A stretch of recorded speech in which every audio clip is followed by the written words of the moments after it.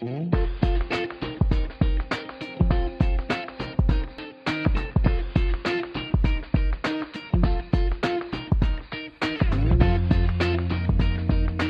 voudrais aussi, pour commencer, exprimer mon admiration pour toutes les femmes et tous les hommes de terrain, que ce soit des reporters de guerre comme Anne, Amnesty, évidemment, les seules personnes qui sont sur le terrain, vraiment, ce sont les chercheurs qui sont envoyés de Londres recueillir des informations sur le terrain, justement, qui mènent des enquêtes et dont les informations servent de support au rapport qu'Amnesty, évidemment, publie régulièrement sur un problème ou sur un autre, sur un pays ou sur un autre.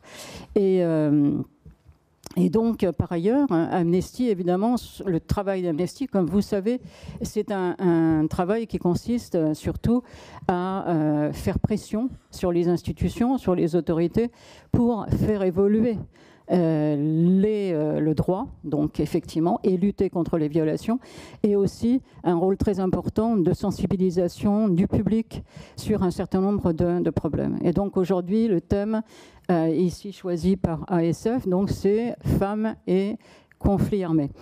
Bon, il est vrai qu'il y a effectivement une spécificité des violences faites aux femmes lors des guerres, des conflits armés. Alors, conflit armé, c'est le terme utilisé en droit international. Et concernant ces violences, il y a plusieurs phases qui sont évidemment liées. Il y a la période avant le conflit, il y a le temps du conflit lui-même, et puis il y a l'impact du conflit, bien sûr, lorsque les hostilités ont cessé. Comme le disait une militante bosniaque des droits des femmes sur les horreurs perpétrées lors de la guerre civile dans son pays, dans les années 90, les femmes ne connaissent pas la paix, en fait. Souvent, les violations des droits des femmes qui sont commises lors des conflits proviennent du fait que dans les pays belligérants, ces droits ne sont déjà pas respectés hors conflit. Hors même tout conflit. Par conséquent, pour les combattre, ces violations, il faut déjà combattre par anticipation toutes les discriminations dont les femmes sont victimes en temps de paix. Donc Amnesty mène ce combat en se fondant sur tous les instruments de droit international dont elle peut disposer, bien sûr, et notamment la Convention sur l'élimination. Donc la Convention sur l'élimination de toutes les formes de discrimination à l'égard des femmes de 1979, également la Recommandation générale 19, énoncée en 1992 par le comité instauré par la Convention, et aussi le protocole facultatif à la Convention adopté en 1999 par l'Assemblée générale des Nations unies. Le Comité des droits de l'homme de l'ONU a demandé aussi aux États de faire en sorte que les attitudes traditionnelles, culturelles ou religieuses ne servent pas à justifier les violations des droits des femmes. Ce qui a été rappelé en 2013 lors de la 57e session de la Commission des Nations unies sur la condition de la femme. Les violences contre les femmes, donc, lors des conflits, se déroulent par conséquent souvent sur un terrain propice, lié à ces discriminations. Elles sont évidemment diverses. Je vais en parler ici à partir des cas qu'Amnesty a eu à traiter surtout, récemment. Mais il est évident que la violence la plus grave est le viol. Il a été utilisé de manière universelle, on peut dire, en tout temps et en tout lieu, comme arme de guerre, bien sûr. Mais longtemps, le déni et le silence ont régné pendant des siècles. Ce viol, il vise à punir les femmes, bien sûr, à les déshumaniser, mais aussi à persécuter le groupe auquel elles appartiennent. Toute la société en subit les conséquences pendant des générations. Bon, je ne parlerai pas ici, évidemment, de ce qui s'est passé en RDC, puisque donc, le docteur Mukwege, que vous connaissez, donc, en a beaucoup parlé. Mais le viol a été utilisé dans beaucoup d'autres pays que la RDC, bien sûr. Et notamment en Bosnie. Amnesty International a beaucoup travaillé sur ce sujet. Donc en Bosnie, durant le conflit qui a déchiré le pays de 92 à 95 pendant 3 ans, Amnesty a publié un rapport en septembre 2017. We need support, not pity. Nous avons besoin de soutien, pas de pitié. Au moins 20 000 femmes ou filles ont été violées ou soumises à d'autres abus pendant ce conflit. Et depuis qu'ont débuté les procès pour crimes de guerre en 2004, moins de 1% du nombre estimé de cas de victimes avaient été examinés par la justice en 2017. Moins de 1%. De plus, dans certaines régions, les tribunaux présentent de forts taux d'acquittement et prononcent souvent, très souvent, des peines réduites. Ce qui permet à des auteurs de crimes de guerre de n'écoper que d'une simple amende. Donc, en l'absence de tout programme officiel de réparation de la part du gouvernement, les victimes en Bosnie doivent se débrouiller toutes seules dans la jungle des systèmes de sécurité sociale et de justice. De ce fait, très peu d'entre elles ont réussi à obtenir un statut particulier de victime ou une allocation de base. Et encore, l'accès à cette allocation de base n'est pas réparti de manière égale dans le pays. Et pourtant, les traumatismes psychologiques et physiologiques causés par les violences sexuelles empêchent certaines femmes de trouver un emploi ou de le conserver, ce qui les fait sombrer dans la pauvreté en plus. Nous voyons bien, donc dans ce cas, dans le cas de la Bosnie, quelles sont les conséquences néfastes d'un conflit sur les femmes et sur les droits des femmes. Sans parler du fait qu'en Bosnie, comme ailleurs, dans beaucoup d'autres pays où il y a eu une guerre, il a été constaté par Amnesty et par d'autres une augmentation des violences domestiques, des agressions sexuelles, voire des meurtres de femmes par leurs conjoints revenus de la guerre. Donc, le conflit, effectivement, ne s'arrête pas au moment où les hostilités cessent, malheureusement. Un autre cas dont Amnesty s'est occupé récemment est celui de l'exploitation sexuelle, on peut parler d'esclavage sexuel, des femmes déplacées au Nigeria. Il a été mis en avant en 2018, pendant les 16 jours d'activisme contre la violence faite aux femmes. Ces 16 jours, chaque année, dans le monde, démarrent le 25 novembre, qui est bien sûr la journée internationale pour l'élimination de la violence faite aux femmes, et se termine le 10 décembre, qui est, comme vous savez, la date d'anniversaire de la Déclaration universelle des droits de l'homme de 1948. Amnesty a publié un rapport en mai 2018, « They betrayed us », on nous a trahis.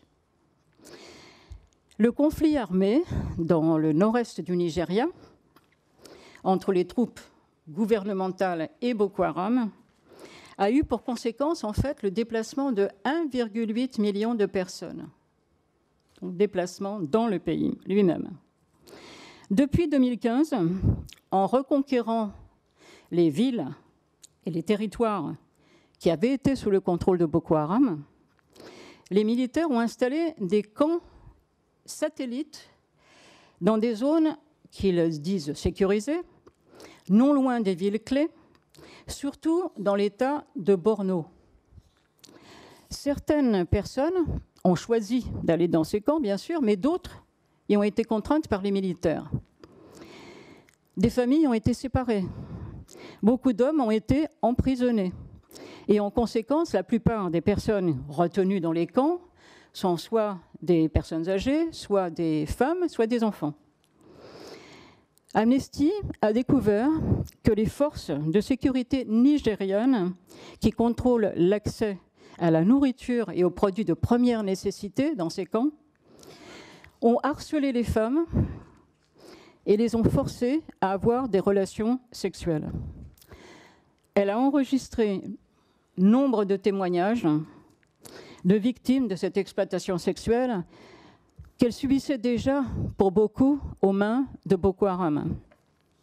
Cependant, la réponse du gouvernement nigérian, malgré tous ces témoignages, malgré le travail de beaucoup d'ONG sur ce sujet, continue d'être lamentablement inadéquate et donc perpétue une situation d'impunité.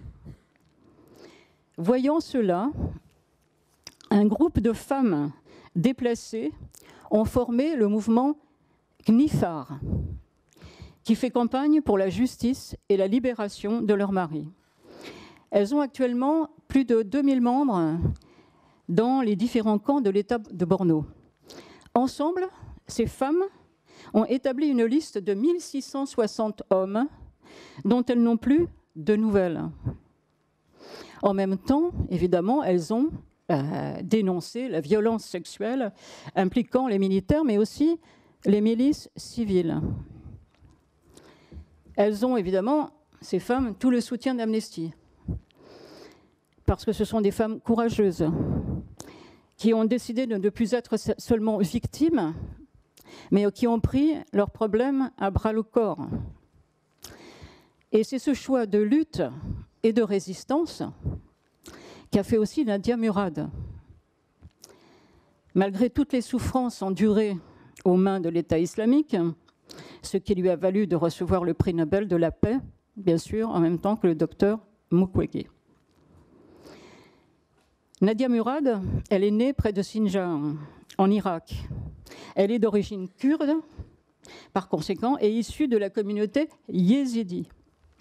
Elle a été capturée et elle a connu, elle aussi, le cauchemar de l'esclavage sexuel, comme les femmes au Nigeria. Mais certaines femmes yézidis ont échappé à l'État islamique et ont fui sur les routes de l'exil. Et c'est là où j'en viens au problème spécifique des femmes réfugiées également et des violences faites aux femmes réfugiées. Amnesty a mis en avant, lors des 10 jours pour signer 2016, et aussi le 8 mars 2017, le 8 mars qui est la journée mondiale des droits des femmes, le cas de 4 sœurs yézidis et d'une femme âgée, aussi yézidie, qui ont vécu dans différents camps de réfugiés au nord de la Grèce, dans des conditions absolument effroyables, et ont eu à faire face à des violences spécifiques qui guettent les femmes réfugiées. Amnesty, évidemment, exige une protection spécifique pour les femmes réfugiées, ce qui n'existe pas à l'heure actuelle, et plus de voies sûres et légales spécialement pour elles. Selon les statistiques, les femmes et les filles représentaient 49% de la population totale de réfugiés en 2014.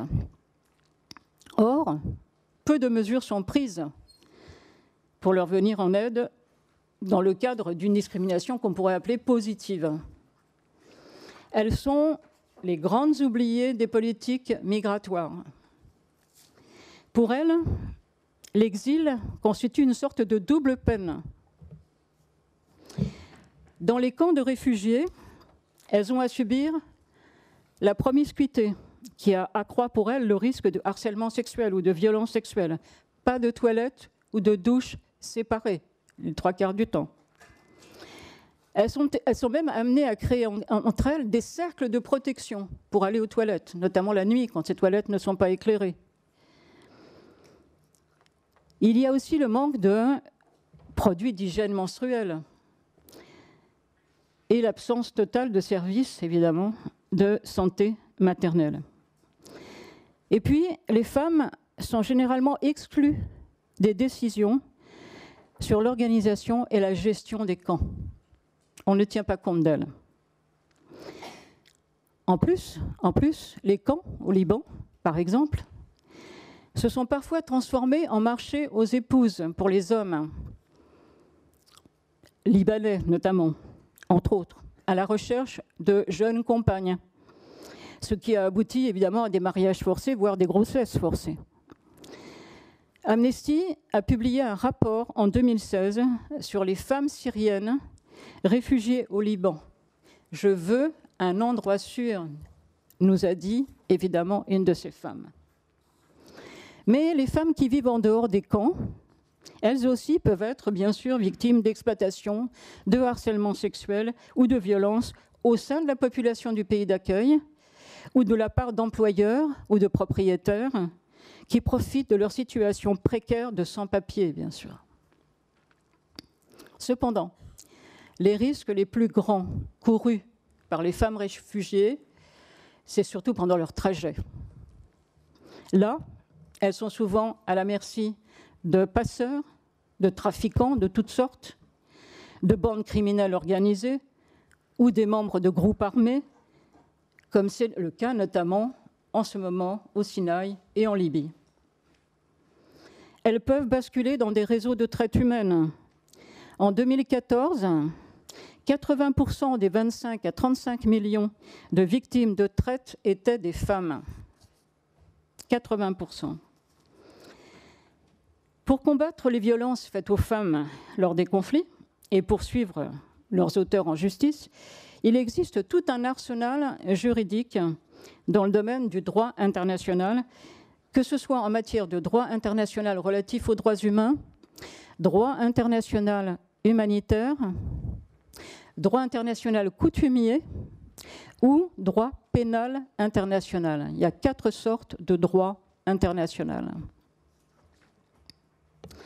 Évidemment, je ne vais pas pouvoir vous les citer tous, mais je vais vous rappeler les principaux textes.